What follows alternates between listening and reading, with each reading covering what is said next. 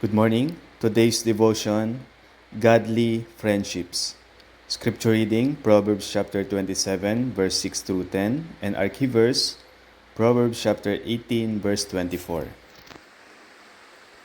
A man that hath friends must shew himself friendly, and there is a friend that sticketh closer than a brother.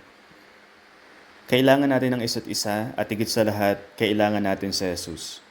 At napakahalaga na ang pag-ibig natin sa Panginoon ang maging halimbawa kung papaano natin ibigin ang isa't isa.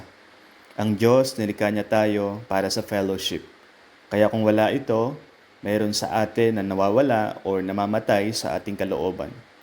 Dahil ang fellowship sa kapwa natin mananampalataya ay isang hininga at buhay ng mga Kristiyano.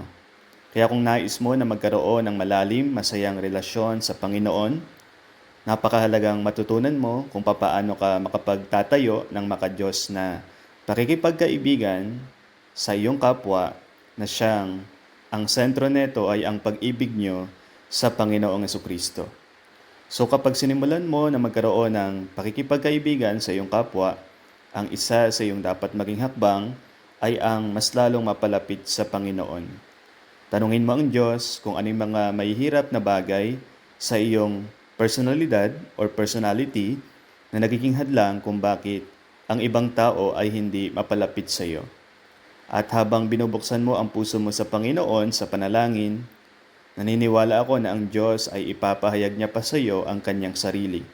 At mararanasan mo ang presensya ng Diyos at dito magsisimula ang pag-ibig.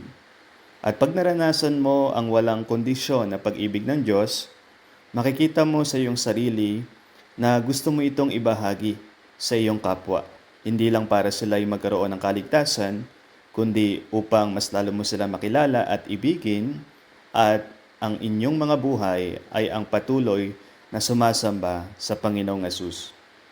Napakaganda na meron kang maraming kaibigan sa iyong paglakad sa buhay na ito, pero ang magandang halimbawa ng inyong relasyon, ang simula at ang katapusan nito ay ang sinserong pag-ibig sa Panginoong Jesucristo.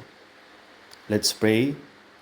Dakilang Diyos, ipakita mo po sa akin anuman ang problema sa aking personality na nagiging hadlang kung bakit ang tao'y hindi mapalapit sa akin. Tulungan mo ako na ma-experience ko ang iyong pag-ibig na walang kondisyon. Ito'y aking madama sa aking buhay. At ako ay magkaroon ng pagnanais na ito rin ay ibahagi sa aking kapwa. Sa pangalan ni Jesus, Amen.